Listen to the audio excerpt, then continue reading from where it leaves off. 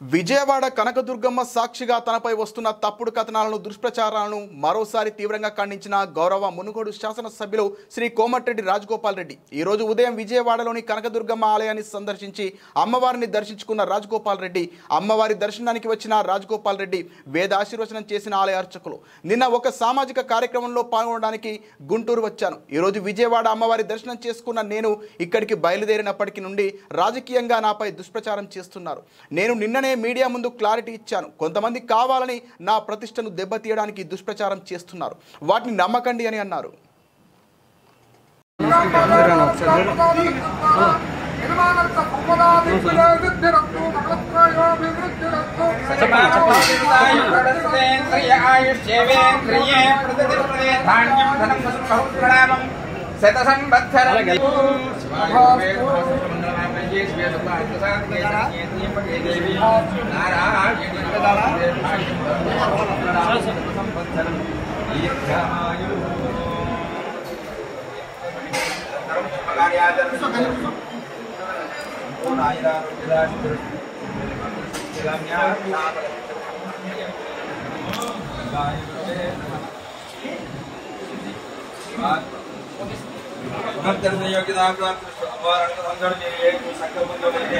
అమ్మవారి దర్శనానికి ఇచ్చేశారో ఆ సంకల్పం పరిపూర్ణంగా సిద్ధించాలని చెప్పి అమ్మవారికి మనస్ఫూర్తిగా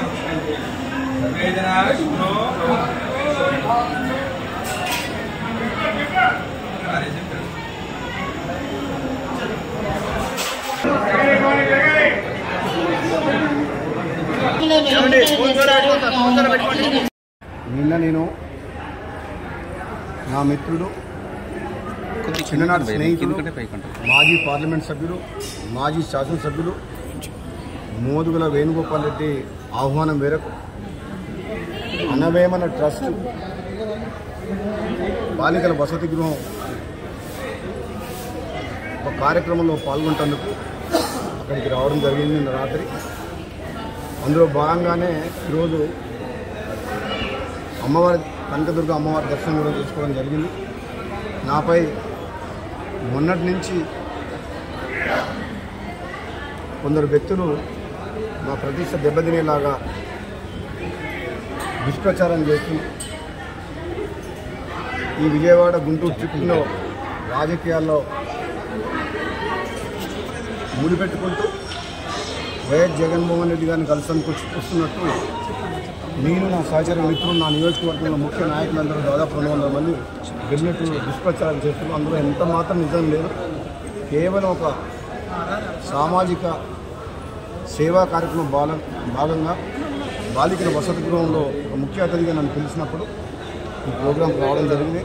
అందుకనే విజయవాడలో రాత్రి ఉండి ఈరోజు అమ్మవారి దర్శనం చేసుకొని నేను నా స్నేహితులు మా శ్రేయోభిలాషులు మా మునుగోడు నియోజకవర్గం ముఖ్య నాయకులందరూ కూడా అమ్మవారి దర్శనం చేసుకొని పోతున్నాం తప్ప ఇందులో ఎటువంటి రాజకీయం లేదు. దుష్ప్రచారం కూడా ప్రజలందరూ కూడా నమ్మొద్దు. మరొకసారి ఏ రాజకీయ నిర్ణయం తీసుకోవట్లేదు. తెలంగాణ రాష్ట్ర ప్రజలు తెలుగు రాష్ట్రాల తెలుగు ప్రజలందరూ అన్నదమ్ములాగా కలిసిమెలిసి ఉండి 2 రాష్ట్రాలు సుభిక్షంగా ఉండాలని చెప్పి కనకదుర్గ అమ్మవారిని ప్రార్థించిన తప్పకుండా 2 రాష్ట్రాలు రాబోయే రోజుల్లో మంచి ఫలితాలతో పాటు అభివృద్ధి పథంలో దూసుకుపోయి ఇక్కడున్న కాంగ్రెస్ పార్టీ ప్రభుత్వం ముఖ్యంగా తప్పకుండా తెలంగాణ ప్రజల ఆశయాల కోసం పనిచేసుకుంటూ పేదలకు అండగా ఉండే కార్యక్రమాలు చేపడతామని చెప్పి తెలియజేస్తుంది. Thank you sir. కాంగ్రెస్